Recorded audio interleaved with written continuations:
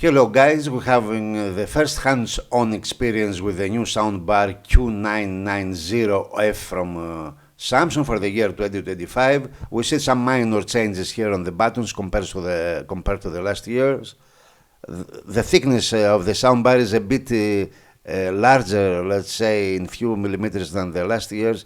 And the other difference is the subwoofer. This year we have a subwoofer of a cube shape, very reduced, half size, I think, from the last year. Here's the subwoofer, but has a second driver of 8-inch. I would prefer Samsung to bring a second subwoofer instead of putting two drivers in a small cabinet. That okay, it's not that good, I think, in terms of physics.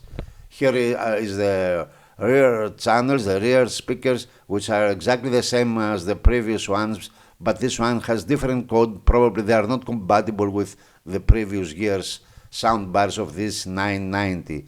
So the new 990F has a lot of streaming features. For example, it has AirPlay, Google Cast, Spotify Connect, Tidal Connect, SmartThings, the system from Samsung.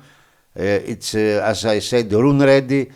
You can calibrate it according to your room with the Spacefit Sound Pro, and a new feature is the sound grouping, that every speaker plays differently inside your house. I mean, the rear speakers can play different content and the soundbar a different one.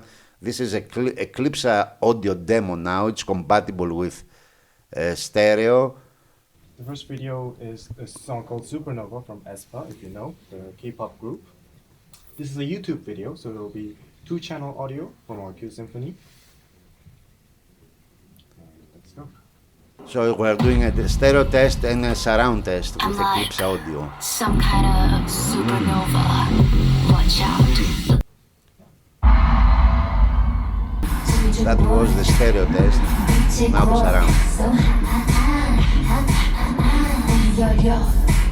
So Samsung and Google are trying to bring a new system royalties free in the market. Now we're doing a different test by using the TV of 83 inches OLED from Samsung and its multi-channel audio for the test.